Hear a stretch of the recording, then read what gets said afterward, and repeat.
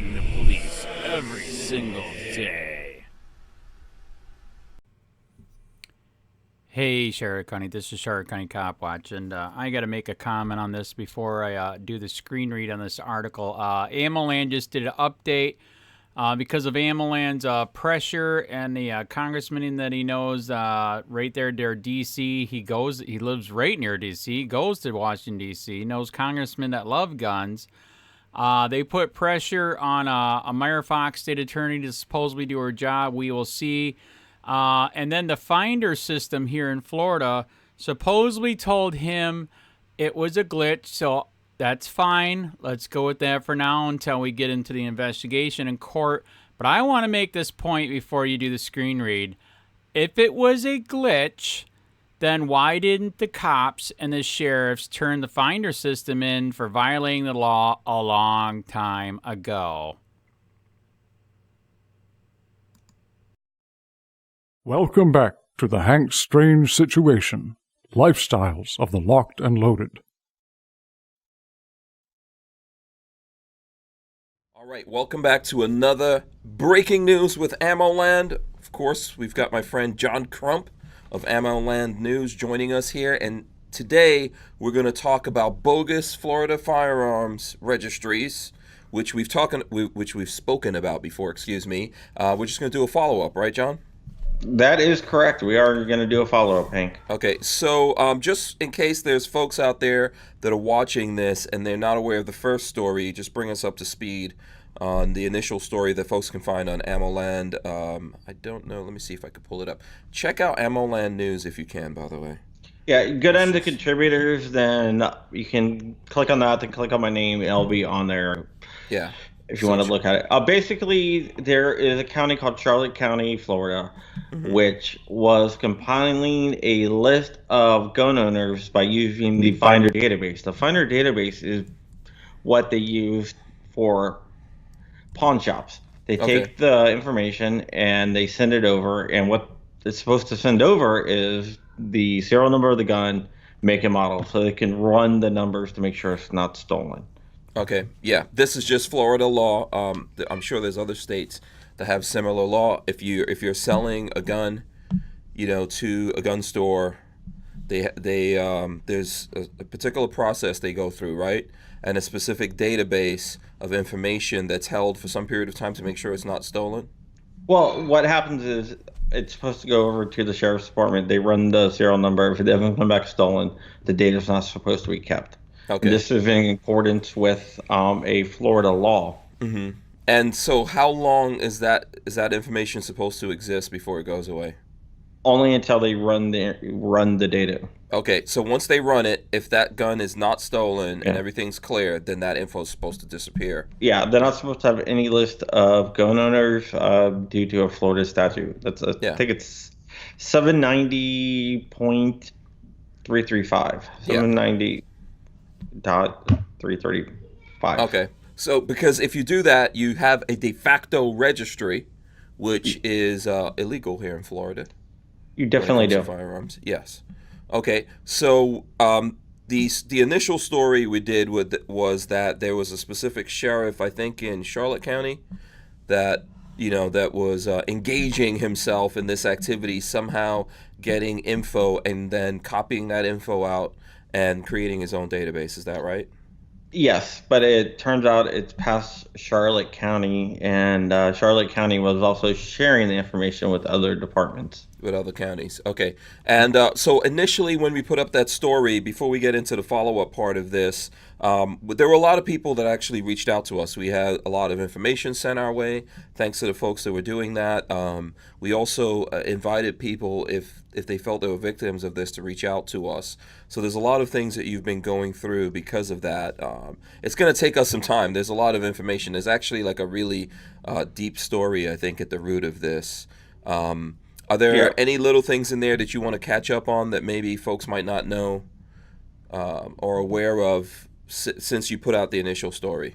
Yes. It turns out Charlotte County was sharing it with the Northport Police Department as well. Okay. The list they're sending over there. We have leaked emails, basically, that show that they were sending the list over there. And they're also, Okay. Northport. Also, Sarasota County Okay. was also doing it. Sarasota Sheriff was also compiling the list through the Finder database. And here's the scary part. The Finder database was never supposed to be transmitting the names and addresses of the gun owners. Okay, so that was some kind of glitch? It was a glitch. Letter, which is the nonprofit corporation which designed the system, went ahead and fixed the glitch. We have information from an unknown source, an unnamed source, who's not allowed to speak about it, but we were able to confirm through that source that they did fix the information. Now it's only transmitting the make, model, and serial number of the firearm, which is what it's supposed to be doing. Okay, so the folks that wrote that code, they figured it out. Was that recently that they figured out that there was a backdoor or something like that, or it was kicking out information it shouldn't? I'm trying to determine exactly when they fixed it, so I don't have an exact answer right now. Okay, all right. So we're still working on that. Now, when we initially put out that story, the Attorney General, Ashley Moody, right? Yes. A lot of the feedback that you got from the Charlotte County Sheriff's Office, and even from Ashley Moody, I think, was that this registry, or what these guys were doing, was not illegal. Is that true? Well, Ashley Moody never responded to us. Okay. The local prosecutor's office, the local Attorney General for Charlotte County, the Attorney's Office for Charlotte County, came back and said it's not a list. There's nothing wrong with it. But I mean, if you saw it, it definitely was a list. What compromises a list? I think it was a list. It had names, and other information on there tracking a person to a firearm, right? And rows and columns too. Yeah, on a spreadsheet. Yeah. So it's like kind of like, what's the definition of is, one of those kinds of things that they were trying to use to say they weren't doing something illegal. Yeah. That was the feedback. So now, what's the follow up? Go ahead. I call it the Bill Clinton excuse. Yes, exactly right. So now, what's the follow up on that? What's the developments that are coming out now? Now, due to the awesome work that Florida Carry has done, and also the public pressure, so everyone out there who contacted Ashley Moody or whoever, the public pressure really has worked. Okay. And our state's attorney, Amira Fox, is now investigating the misuse of the system, and it does appear that there was a misuse of the system. Oh, okay. So they're investigating it. This is like the initial phases or stages of their investigation? Yes. They have subpoenaed and pulled records that that's all I can say about that. They subpoenaed and pulled specific records. Okay. And then they're talking specifically to certain counties. Correct. And Letter, which is the nonprofit corporation which designed the Finder system. Okay, which wrote the code. Okay, yeah, so it seems like there was a gross misuse of the system. Yeah, I would say it's gross. So when you were looking at this, just give us, or I know there's certain things you don't want to talk about, but what's the numbers of this list? Like, how deep was this list? It was fairly deep. Anyone who went to a pawn shop that pawned a gun, when you pawn something, you don't sell it. You give it as collateral until you can pay back your loan, then you get it back. It was every list. I saw thousands and thousands of names on there. Okay, 10,000, 20,000, 30,000. What are we talking? Probably closer to about 60. 60,000. Okay. Yeah, and here's another thing. One of the places, Sarasota County, when a reporter requested the list, sent an unredacted list, which is also a big no-no because you have names, addresses, everything of gun owners. So if you want to target someone for robbery of a gun, now you have a list. And anti-gun groups would love to get their hands on that. Yeah, effectively doxing people. So this reporter sent that to you? What happened was there was a reporter that requested a list. He was thinking that he was going to get a redacted list. Okay. but they sent him an unredacted list of all the Unredacted gun list. owners. So basically, if they sent it to that reporter, anyone else requesting it that they responded to, that got out there, right? Yeah, and we have seen anti-gun groups try to get list of gun owners in Washington State, and recently in Pennsylvania, an anti-gun group called Gun Sense US tried to get private information of gun owners from the sheriffs up there. And the funny thing about that story is, not to get off on another story, but after I released my story, I put their email address and contact information in the story. They wrote me requesting or demanding that I take off their private information because they didn't want their information out there. Yeah, but they're putting other people's information out there. I think, look, some people looking at this might think this is just a Florida issue. This is definitely going on around the country right now, right? I'm sure there's other places all around the country, other sheriff's departments, other counties using the same software that had this kind of glitch in there that people were getting access to. Well, the Finder software is unique to Florida. It is? Okay. I've checked other states. I've checked Virginia, and I've checked Pennsylvania, and a few other states up and down the East Coast. And I haven't been able to find any, so that's a good thing. Okay. Yeah, that is a good thing, because there are people that want to get to create these lists. These lists should not be created. It violates in so many different ways our constitutional rights, you know. If the software ran correctly, this never would have happened. Right. My question is, why isn't it automated? Why doesn't the software go ahead and run the serial number once you enter it in and check for a stolen gun? Yeah. I know in Virginia, I used to own a gun store in Virginia, and the gun store, we had a system where we could enter a serial number, and it will say if it's a stolen gun or not. So people could come into the gun store if they wanted to do like a transaction, but they don't wanted to go through the whole, transfer system. They could pay a $2 fee to a gun store, or how much the state charged $2, but whatever the gun store wanted to charge them, they can run the serial number to see if it's not stolen.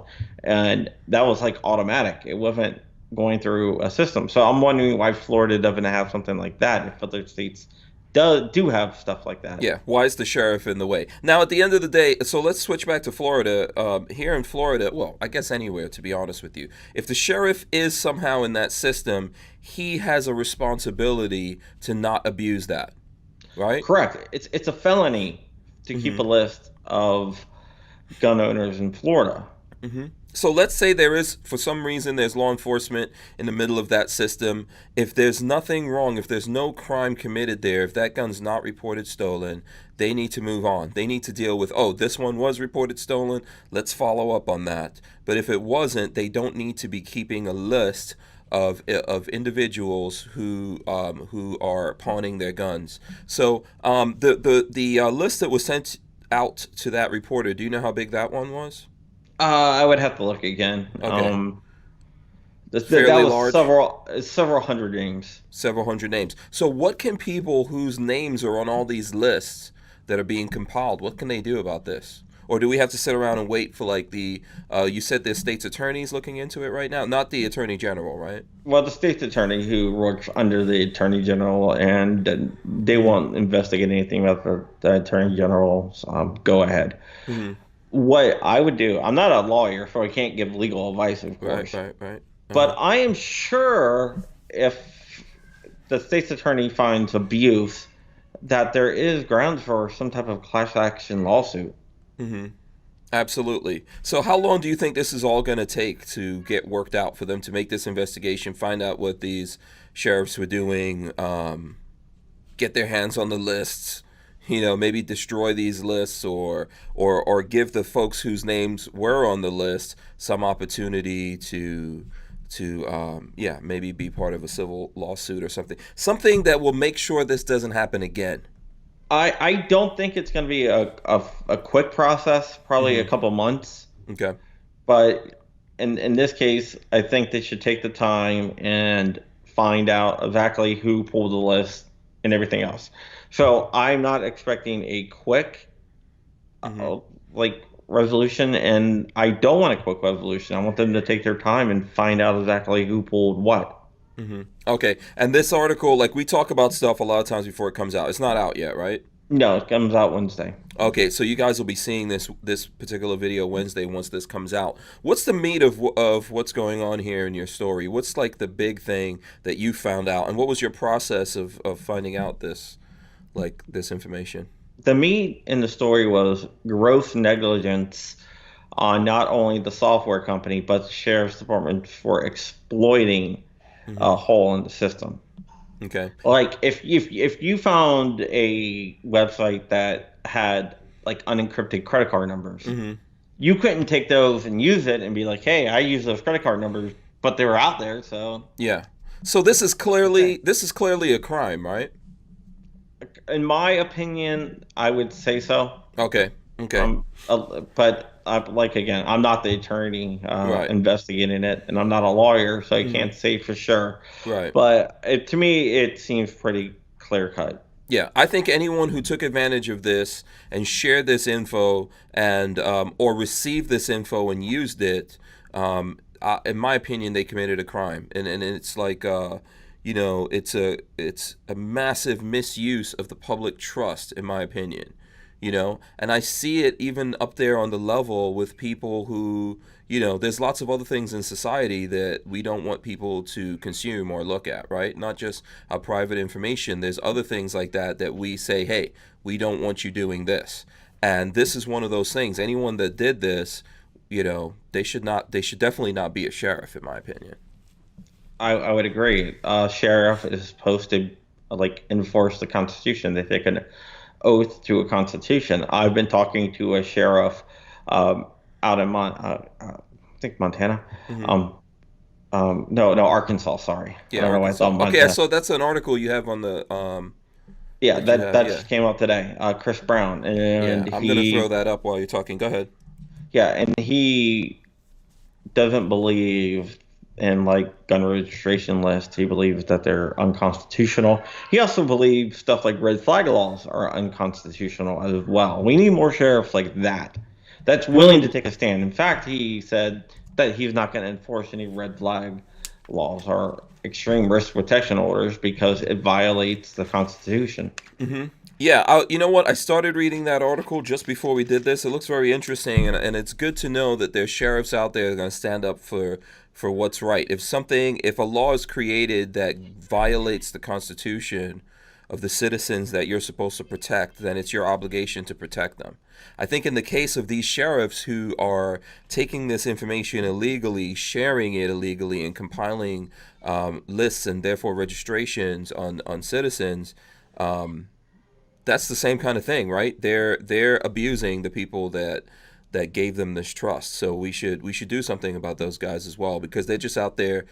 It's almost like vigilante kind of justice, but from the sheriff's department that's supposed to uphold the law, going against the law. And then with that article that you're talking about, this guy, I know there's people out there that are going to say, well, if there's a red flag law, he's supposed to uphold that. Well, not if it's not constitutional. Yeah, I talked to him, and he said that he took an oath to the Constitution. He didn't take an oath to uphold anything they told him to do or take orders for anything they told him to do. He took an oath to uphold the Constitution. Yeah, that would make them de facto kings or something like that, right? Correct. Of that, yeah, and this is the whole reason why this is what people need to realize about law enforcement. They're citizens, but they're citizens that we entrust with our lives, right? And the security of our property and all kinds of things. But these people are citizens. I don't think they're separated. They're not above the law. They're not above the Constitution. They're supposed to serve. I know someone's going to say that, the courts have said they're not supposed to serve us or protect us. But that's what they're supposed to do. If they're not doing that, then we really don't need them. Yeah, the court says they have no constitutional duty to serve and protect the citizens, but that doesn't mean that they cannot serve and protect the citizens. And sheriffs like Chris Brown thinks that he absolutely should. Yeah, that's a good read. I invite anyone to go read that. So now let's say there's folks, because I think we got a lot of feedback from this, right? If there's folks out there that would like to do something about this, what do you think is the best way for them to go about that? Who do they need to speak to out there to move this investigation forward? I think it's going to move forward no matter what. Okay. I would say what they need to do is they need to join Florida Carry. Okay. I'm the VA state director for Gun Owners of America, and I'm saying they need to join Florida Carry first. Right. Yeah. If you're in Florida, then go ahead and join GOA. Yeah. We're always trying to tell people to support the organizations locally that are fighting for you on the ground level as well as the national ones, right? That's what I absolutely believe. Pick a local one and then pick a national one, or pick multiple ones if you can afford it. But if you can't afford it, start with the local one, then go to a national one. Whether it's us at GOA, whether it's Firearms Policy Coalition, Second Amendment Foundation, or even the NRA, you really need to support someone. Yeah, we need to fight for freedom on all fronts. Maybe what we'll do is we'll get someone from Florida Carry on the podcast. We've got John. He comes on the podcast from time to time. Right now, we're kind of like in a, we're not doing the full week this week because there's been a bunch of different things going on. But once we get this kicked back up, we'll definitely have those guys on. Is there anything else you wanted to add to this story before we wrap up here, John? No, I'm pretty sure that's what we have so far. I'm going to keep on it and see what else I can find out, and also keep everyone informed about the outcome. Yeah, absolutely. And I'd like to invite people. We've already done this. There's folks out there. If you have a story like this, doesn't have to be just in Florida. John's in Virginia. I'm in Florida. We're fighting for the entire country. From California to New York. I've probably done stories in all 50 states by now. Yes, and there are stories coming to us all the time. So if you feel like you're in that position, something unjust like this is happening to you in regards to the Second Amendment, let us know. We are getting a lot of things. I would just caution people, like, if you know that you're kind of wrong. We will find out. Yeah, because we have to investigate these. I know there's some people reaching out to us, and if you're wondering why things haven't been done about it, is because we have to investigate it, look into it, and make sure this is legit before we, push further time. But it does take up a lot of John's time to look into all of these things. So help us out, and if you know that you have a good cause here, then let us know. If not, maybe take another route. When we started doing this, I told Hank up front that about 99% of the stuff that we get is going to be BS. Yeah. And I think he's learning that right now. Yeah, I am. But listen, we want to do this because we want to help people. Yeah, exactly. We want to help people. We're willing to do the work. We're willing to, but it needs to be just causes, right? Because there's folks out there that are looking to kind of like stop us from doing what we're doing right now. And if we get behind the wrong people here or put out the wrong things, it'll just make it worse. And at the same time, there's folks out there that have been done wrong, and they really do need the help. So if you're kind of like burning up our time, you're getting in the way of that. So try not to do that, if possible. Correct. How can folks get in touch with you, John? On Facebook, Real John Crump. Instagram, Real John Crump. If you have a story, contact me over on Facebook. It's probably the easiest way. Twitter, I'm at CrumpESS, and I have a YouTube channel, John Crump 2. And if you like my work, you can always support me on patreon.com/John Crump. That money goes a long way. I have something called the 2A Project at 2aproject.com, where we're going to be giving away a KENNETH to a single mom. And awesome. Then after that, we're going to be doing an AR for a single dad. Cool. Yeah, I like that. I need to. You need to come on the podcast, and we'll talk about that. I know I was supposed to do that last week. I totally forgot. Sorry. Yeah, I'm going to be out at Red October this week. So. Oh, okay. All right. Yeah, we'll get it worked out. I think that's a good cause. If anyone wants to know any further information about that, or you want to help out John with what he's doing, get in touch with us. We'll be here doing this. Definitely check out the podcast. It's on the Lifestyles of the Locked and Loaded channel.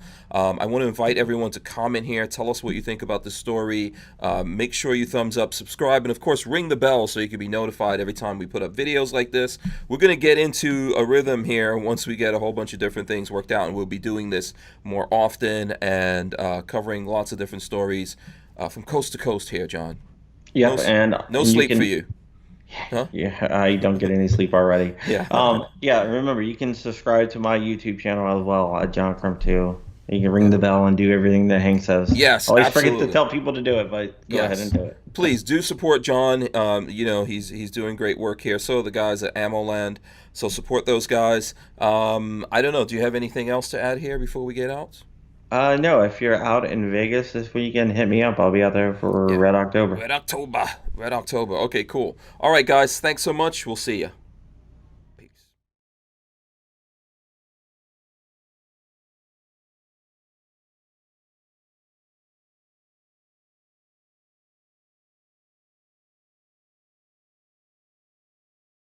Florida police using Finder system to create lists of gun owners. AmmoLand Incorporated posted on October 23, 2019 by John Crump. Tallahassee, Florida -ammoland.com. Earlier this month, AmmoLand brought its reader a story of an alleged illegal gun list compiled by the Charlotte County Sheriff's Department using the Finder system in Florida. Pawnbrokers are required to enter information on firearms transactions into the Finder system. The system transmits the serial number of the firearm along with the make and model to the local sheriff's department to make sure that the person pawning the gun did not steal it. A bug in the system also transmitted the names and addresses of the transfers to local law enforcement. The Charlotte County Sheriff's Department used the information to create a list of gun owners. In Florida, it is a felony for law enforcement agencies to keep a list of gun owners under Florida Statute 790.335. The Charles County State's Attorney's Office determined that the Charlotte County Sheriff's Department did not violate any laws in compiling the list. After the results of the investigation, Florida Carey asked the Attorney General's Office of the state to carry out an independent investigation. AmmoLand has discovered with the help of reporter Andrew Sheets that abuse of the Finder system appears to extend past Charlotte County into surrounding jurisdictions. It isn't clear how far the abuses extend across the state. Emails obtained by Mr. Sheets and AmmoLand shows that the Charlotte County Sheriff's Department shared their list with other departments. One of the other law enforcement agencies that the sheriff shared their list with is the Northport Police Department. The Sarasota Sheriff's Office has also been compiling a list using the Finder system. More disturbing is that the sheriff provided an unredacted list of pawn transactions via email to Mr. Sheets. The file contains not only information about the firearm, but also the names of the person pawning the gun, putting them at risk of robbery and violating their privacy rights. AmmoLand received a tip that the Finder system was never supposed to release the gun owner's personal information to law enforcement organizations. We spoke to a support team member off the record, and they told AmmoLand that the system has been fixed and no longer transmits anything outside the serial number and make and model of the firearm. It seems like there was a systemic failure in the Finder system. The pawn reporting system was not in compliance with Florida law. It looks like the IT company that maintains the system has now fixed the database only to transmit the correct data. It also appears the data transmitted is now in compliance with current Florida law. AmmoLand has made multiple attempts to contact anyone at Law Enforcement Technology and Research, LETR, to get a comment on the abuse of the Finder system. The nonprofit corporation has decided not to respond to any contact by AmmoLand. It is not known when LETR fixed the pawn system, or when they discovered that the database was out of compliance with Florida law. Initially, last May, Charles County State's Attorney's Office investigated the claims of abuse of the Finder system. The office released their findings, stating that there was not an abuse of the pawn database and that the Charlotte Sheriff's Department did everything legally. Florida Carey was shocked by Charles County State's Attorney's determination. AmmoLand then reached out to Asa Anthony Konasek to get clarification as to why he and the office didn't believe that there was a violation in the law. To us and many gun rights advocates, the abuse of the system was cut and dry. Because of the hard work of Florida Carey, and the pressure from the public, State Attorney Amira Fox's office has now opened an investigation into the origin and background of the failure of the Finder system. Florida Carey says that they look forward to the results of her investigation. AmmoLand will track the developments in the investigation and inform readers of the outcome. About John Crump. John is a NRA instructor and a constitutional activist. He is the former CEO of Veritas Firearms, LLC, and is the co-host of the Patriot News podcast, which can be found at www.blogtalkradio.com/patriotnews. John has written extensively on the Patriot movement, including 3% ERS, Oath Keepers, and militias. In addition to the Patriot movement, John has written about firearms, interviewed people of all walks of life, and on the Constitution. John lives in Northern Virginia with his wife and sons and is currently working on a book on leftist deplatforming methods and can be followed on Twitter at @Crumpus, on Facebook at RealJohnCrump, or at www.crumpy.com.